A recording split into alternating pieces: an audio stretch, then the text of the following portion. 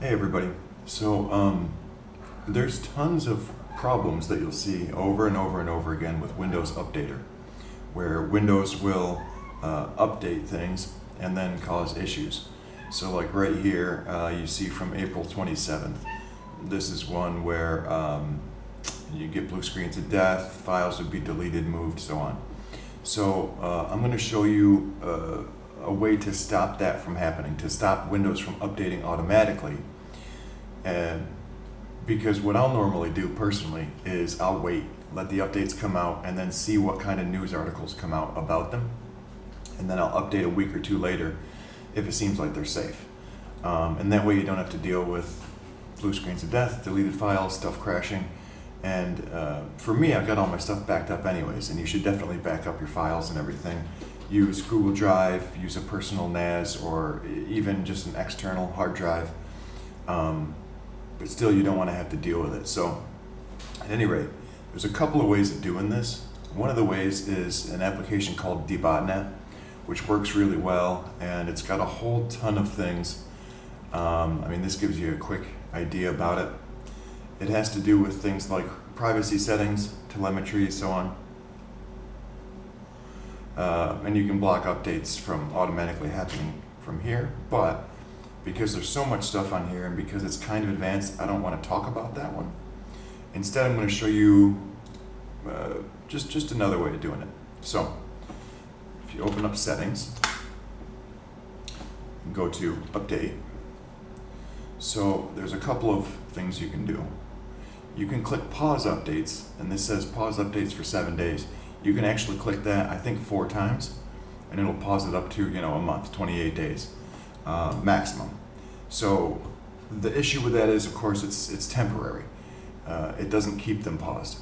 The other thing you can do, though, if you want to simply never allow updates to automatically download and install, you can open up advanced options under updates and come down here where it says download updates over metered connections. Extra charges may apply. And if this is on, then you want to turn it to off. So you do not want to download updates over metered connections. And basically, metered connections are connections where it simply it logs how much data comes in and out, and this is for people who have a data cap. So if you set that to off, then it won't download updates over metered connections.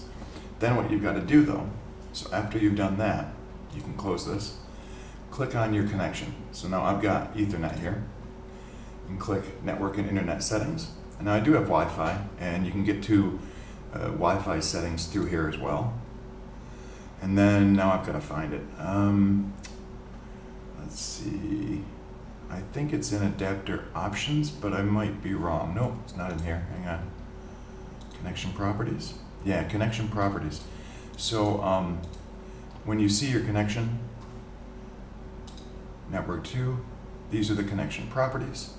Come down here to Metered Connection, and if you do Set as Metered Connection and turn that on, now it thinks that this connection is a metered connection.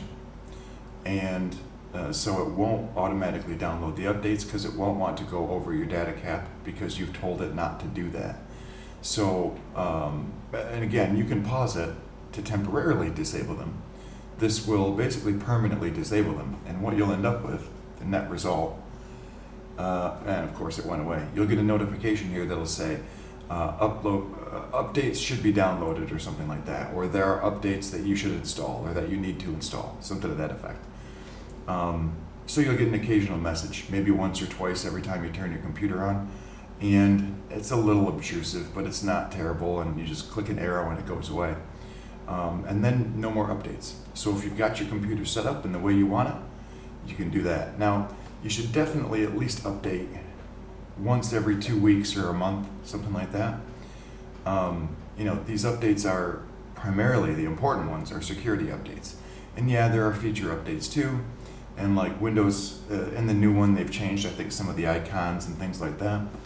But the important ones are security updates. The problem is, Microsoft doesn't have the ability to test every single configuration that's out there. And so your specific configuration might be one of the ones that has a problem. And because of that, you end up getting blue screens or deleted files or just a host of other issues, a myriad of other issues.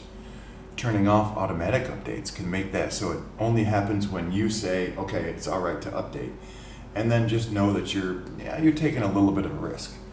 Of course, if you switch to Linux, you're probably not going to have this problem. Linux is way more stable, but Linux is a whole other thing, whole other issue, and most people really probably aren't capable of switching to Linux very easily.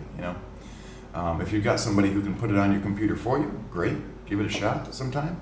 If you have nothing else to lose and you've backed up all your data, try out Linux sometime. But in the meantime, you can do this to hopefully prevent yourself from getting stuck in those situations where you've updated your computer, or more commonly, Windows has updated your computer without you knowing it, and it starts crashing and stuff. All right, hope that helps a little bit. Thanks, everybody.